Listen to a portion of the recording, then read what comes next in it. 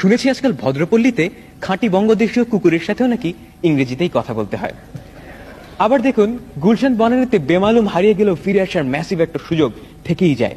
কিন্তু তা না করে আমি যদি স্বেচ্ছায় হারিয়ে যাই বংশাল, ফরাসগঞ্জ কিংবা শাখারিপট্টিতে, তাহলে তো আমার ওই হারানোই সার। আমৃত্যু সেই অন্তহীন গোলক ধাঁধায় যতই পথ খুঁজবো ততই হারাবো। খায়েশ করে এত অল্প বয়সে অমন নিষ্ঠুর মৃত্যুকে কেই বা মাথা পেতে নিতে চায় বলুন? আসলে ঢাকা শহরের সুন্দর যা কিছুই আমি দেখি তাই পেয়ে যাই গুলশান, বারিধারা আর বনানীতে। এ প্রসঙ্গে একটা গল্প বলা যায়।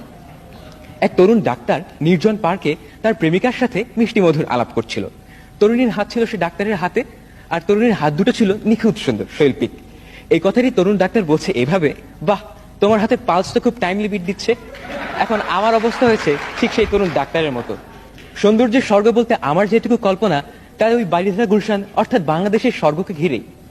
এতক্ষণ তো আমি আমার হারাবার পরিকল্পনার কথা বললাম, এবার তাহলে একটা শঙ্কার কথাও বলা যায়।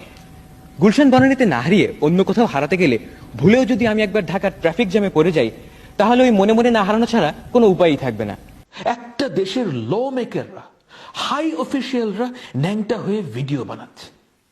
কোন ধরনের ডেসপিকেবল মাদারচোদ আপনাদেরকে চালায় একবার চিন্তা করুন। Is this how you want to live your life? Where is your honour? Why do you accept it?